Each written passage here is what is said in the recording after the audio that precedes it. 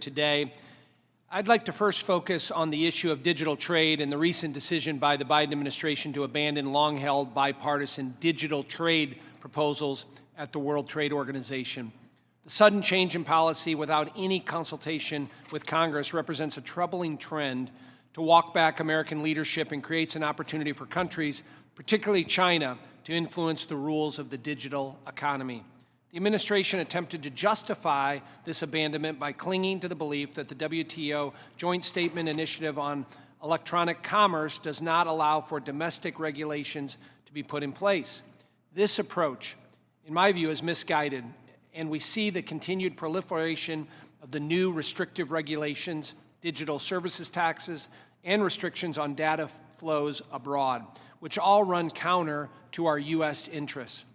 Last November, Rep. Delbeni and I co-led a letter, along with 36 of our House colleagues, to Ambassador Tai, underscoring how USTR's decision emboldens adversaries like the CCP, the Communist Chinese Party, to advance a model of digital governance that permits censorship and surveillance.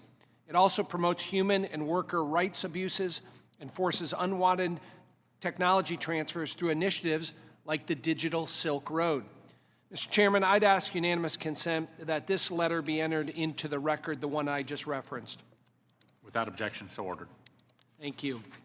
While I agree that we should bolster consumer data privacy and cybersecurity safeguards, we can do so without giving the impression to the world that the United States will no longer protect our industries and workers against unfair practices. Mr. Shea, my question, how does USTR decision to walk away from these digital trade proposals not only undermine broad American interests, but also threaten American workers? Congressman, when we joined the JSI on digital trade, my mandate at the WTO was to insist on high ambition. So that meant strong prohibitions against forced disclosure of source code, prohibitions against cross-border data interference, prohibitions against data localization, and make sure that these agreements were reciprocally assumed by every member of the Joint Statement Initiative.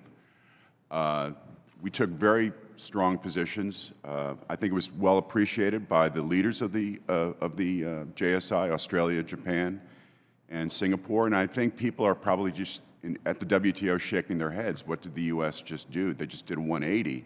We kind of did a 180 on the TRIPS waiver for COVID vaccines. So I think it damages U.S. perception at the WTO, and I think we're ceding the field to countries like China, who have what I would describe as a Stalinist approach to information control. So they're we're kind of dumbing down the negotiation, which was a big mistake. Thank you for that. On a related note, following up on the comments by Chairman Smith, I'd like to underscore how important renewing the e-commerce moratorium will be for American small and medium-sized enterprises and the countries they do business in. Last month, I, along with Subcommittee Chair Smith, Ranking Member Blumenauer, and Rep. Delbeni, along with 28 House members, sent a letter to USTR urging the administration to support a renewed e-commerce moratorium at this year's WTO Ministerial. Mr. Chairman, I'd ask unanimous consent that this letter be entered in the record as well. Without objection, so ordered. As our witnesses today have highlighted, the e-commerce moratorium has been renewed at each WTO Ministerial since 1998. However, countries like India and Indonesia are threatening to depart from this established understanding to impose tariffs and regulations that would disproportionately harm U.S. businesses. Ms. Shaw, can you expand on your written testimony on this issue and discuss how these efforts by countries like India and Indonesia can be viewed as a direct threat to small businesses and workers in the United States? Yeah, thank you for the question. Absolutely. I think loss of the e-commerce moratorium would be absolutely devastating, in particular for the United States, who has built this services and digital economy for the globe, but also in particular for small and medium-sized enterprises who rely on the internet to buy and sell goods and to set up businesses.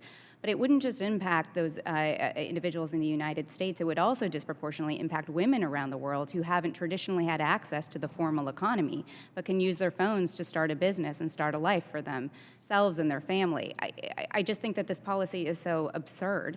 And clearly the data doesn't support it. The small amount that would be collected in tax revenue does not even amount to a drop in the bucket compared to the cost that it would take to administer this policy. The United States should fight hard to maintain the moratorium.